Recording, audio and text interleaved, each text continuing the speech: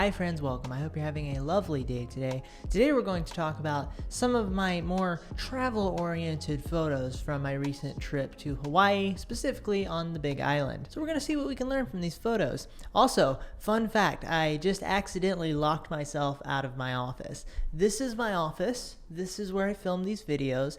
There's a door that leads to the office, and there's a little button on the back that you can press if you're not careful by accident. Before I film these videos, I like to go to a mirror and just check myself, make sure there's nothing in my teeth, nothing on my face, nothing on my shirt. Experience has taught me to do so. And somehow I locked the door, locked myself out, and it was hilarious. Me and my wife were trying to figure out how to get back in. Luckily, we have a toolbox with like some little pointy things in it. We just boop right into the hole and it opened. So we're back. This video almost didn't happen today. So first I want to start on some sunset photos, and I took a lot of photos at this spot. I spent a long time there. And these photos were taken in the same town that I was in for my previous video, basically the entire time of that video. Yeah, literally the entire time. 'Twas sunset, and this spot caught my eye, so I stayed in this spot and watched the sun go down, captured photos all the way through. First we have a tighter landscape, and then we have a wider landscape, and you can see I'm shooting towards the sun, thus silhouetting a lot of things and creating a rather dreamy feel for my photos. This is a technique I enjoy greatly, and boy do I love silhouettes. So when you're in a certain situation, what we do as photographers, and this is a good thing, is we pay attention to all the little details of what's happening and how things are moving around and what is happening now and what might happen in that spot later, things of this sort. One of the things I was paying attention to, for whatever it's worth, is there's a closer sailboat and a further sailboat. That further sailboat would kind of tip over way this way because it's a mono hull, so it's gonna rotate a lot more than something like a catamaran or a trimaran. So the sailboat was rocking back and forth, so I was paying attention to that because I thought it might add some intrigue, having it in different positions, having it way over to the left. So if we move into this next photo, you can see I've turned the camera portrait ways, and I've integrated some close foreground elements, very shadowy things. And then in this one, I've pushed in tighter. The sailboats are now more prominent in the frame, and I was paying attention to the position of the waves, looking for different moments. For this one, we have what I would call a nice postcard shot. I really like the positioning of the boat on the bottom left and the spacing of the boat from the left side of the frame. Has some nice breathing room there. Now we're flipped back landscape, pushed in, prominent boats, have a boat directly in the middle, which is always a nice thing. And then I'm paying close attention to what the waves are doing. Nice foam here, adds a lot of energy to the shot. Another element that I was paying close attention to was the humans that were walking around. There were some people hanging around on the rocks, had some kids, and so I snapped this photo. So now everything that has been in the photo so far has become a background, and we have this foreground element of these humans, this father and daughter, I presume. And we have a nice gesture from the kid pointing out something nice and defined. We understand exactly what's happening there. You want to keep your eye out and keep your camera ready for serendipity. And one of the things that good photographers do is they become more and more accurate over time at predicting the future. People are going to look at you funny when you're doing this. Because, I mean, you have to open the third eye to, these are the jokes. The more you shoot, the more you're able to predict what might happen in any given situation. So this is why practice is important. You can't learn that on a YouTube video. I mean, you can learn that, you can go out and practice, but you can't learn the practice part.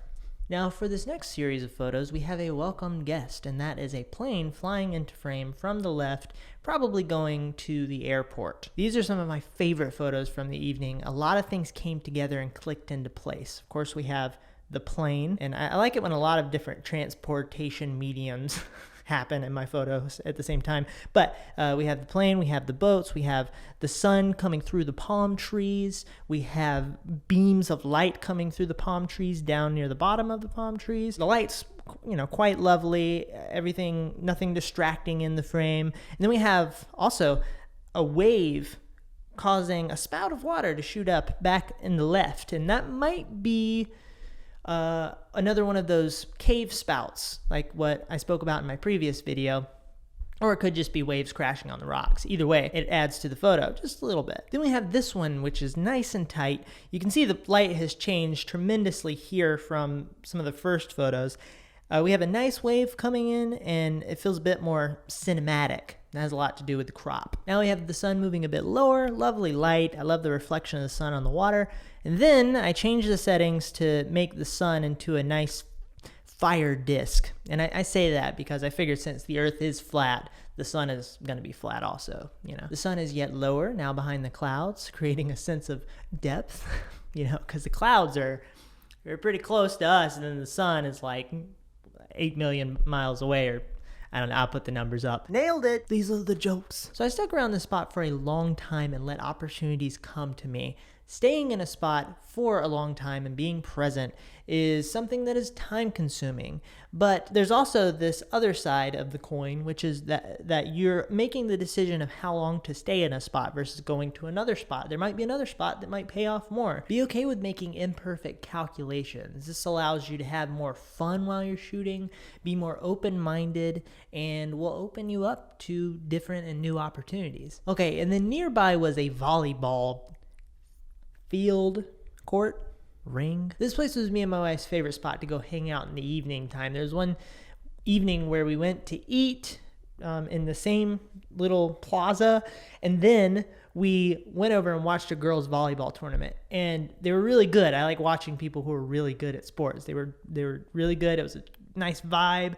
There was music, people hanging around having a good time. It was just lovely. It was safe. Oh man, it was good. So later in the same evening where I photographed the sunset, I made my way over to the volleyball field court net arena and took some photos. And here we have a nice wide shot of the festivities and competition. And one of the things I did here, and a technique that I really want to spend more time working on and gain more experience in, is dragging the shutter. To introduce a sense of motion. And in this case, it adds a sense of movement and life. And I want to differentiate that from motion. When I say motion, I mean that in a purely technical sense. There's actually motion happening in the shot. But movement is sort of something that we pull from the photo. It feels like there's movement occurring. And this is something that can happen using the technique of dragging a shutter, or many other techniques that don't involve dragging the shutter. I captured them in various positions. I wasn't super dedicated to this scene, didn't spend a whole lot of time there. If I did, I could have had an endless number of positionings for people, and then maybe I could have changed the frame up a little bit, pushed in on the net, and they jump up and they're flying through the air in motion. I love the blue and pink lighting. I love the star flares on the lights, and this was shot wide. And with any wide shot, you're going to let more of the environment in, which makes it for a harder job of organizing the frame. While the wide angle has a lot of benefits, it can also make a shot harder. But overall, I love that I was able to capture the vibe and memory of this spot. Okay, now I want to shift. One of the more adventurous things that me and Christina did while we were in Hawaii was a kayak excursion to a sea cave. We met up with this local kayak excursion expert and set out for said sea cave. And the guy was very friendly, very down to earth. It looked like he rode his kayak to work. Like he just looked so comfortable. He would sit crisscross applesauce. And also me and Christina and this guy were the only people there. So it made for a wonderful, laid back, intimate experience. But I captured this photo, and this is a bit of a wacky composition with his kayak touching the right side of the frame. And while I would have loved to see him be a bit forward and not touching the right side of the frame, I think it does work. And one thing that helps it work is the fact that the paddle, Christina's paddle, is touching the left side, more so the bottom, but the left bottom of the frame as well. So we have two things going out of frame, creating a pattern. And in this photo and the photos to come, I love the blue and red color palette. And one good thing about the ocean is it really simplifies your shot. It's a strength and a weakness. I actually really love how this photo turned out. I was tandem with Christina, so I was able to capture this perspective, whereas I wouldn't be able to do that if I was on another kayak. I love that I was able to incorporate some land here as well. And I love that I was able to capture her paddle in the position that it was. This is implying motion, kind of like what I was talking about a second ago. Now we made our way over to the sea cave. I was complaining because I was feeling seasick, which happens to me, especially when I'm very close to the water and I'm doing this over and over. I don't have a steel stomach that the sailors say you should have. So I was like, hey, once we get to the sea cave, could we find some land? That'd be fun. Let's walk around the land. And he was like, oh yeah, there's land. So we come up and I go, where's the land? And he says it's over there, and he points to a cliff. He proceeds to give us instructions on how to jump out of the kayak, swim over to the cliff and like some sea rocks, a little outcropping from the cliff, if that's the right word. And we swam over to these sea rocks, which, you know, shows on TV would tell you don't go on the sea rocks with the waves because you're going to die. But we went over there, we just hopped up on it. It was nothing. And we climbed up the wall and had a little picnic on top of the cliff where the sea cave was. It was volcanic rock, and it was dry, so it's not slick. But it was, we actually climbed up a wall. It was really fun. I almost fell off one time. It was one of those moments where I went, wow, if my hand did not do exactly what it did to catch me right there, I would have fallen off and potentially died. But I made it through, and this is on top of that seawall where we were having our picnic. Now, one thing about our guide is he has tattoos, so I decided to inquire about his tattoos. This is a signature move of mine. And inquiring about somebody's tattoos or a shirt, a necklace, a bracelet is a great way to create a door for yourself that you can go through towards taking photos of somebody. The face is oftentimes the part of the body that people have the most emotional aversion to when it comes to having their photo taken. Very interesting. But starting somewhere else on the body can help in those situations, and you can create more of a connection with them, make them a bit more at ease with you, and then you can say, hey, I also like your hair, or hey, can I take a photo of your face? And listen, feel free to just go for it. There's nothing wrong with that, but this is just one way you can smooth out the process and be strategic. Here's another photo of the guide and my wife during snack time. We have my wife hanging out with the kayaks, and then we have my wife entering the cave. I decided to stay back so I could get these shots, and then I ended up entering the cave after, which I'll get into in a second. So we have this shot, we have this shot, and you can see how dark the cave was. In this case, it's actually hard to tell what's going on in that black abyss of sadness. And a caption would be very helpful towards solving this problem so that people can have context on what's going on. In this case, the wide angle also helps show the enormity of the cave and the smallness of the people and the kayaks, that contrast. And in this one, I got a very excited expression from her. And when you're shooting, be ready for this, because it'll come and go very quickly. Here's another shot from another angle with both of them, and then yet another shot, another excited expression.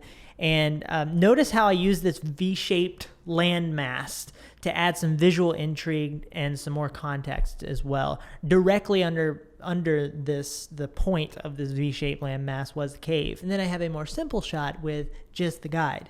After that, I climbed down and got on the kayak with Christina and then went in the cave with her. And I want to show you the footage of that because it's fantastic. Okay. Maneuver it. All right, now I'm going in. Yeah. Wow, this is pretty. Yo. All right. It's cool how it goes in and pushes you back out. That's crazy. Whoa! Oh, wow, turn around, Dan. Oh my god. Oh my god. Oh my god. Whoa! Woo!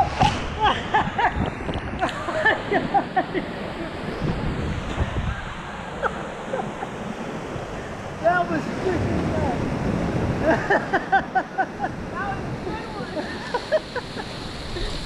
Oh my god. Did you see that?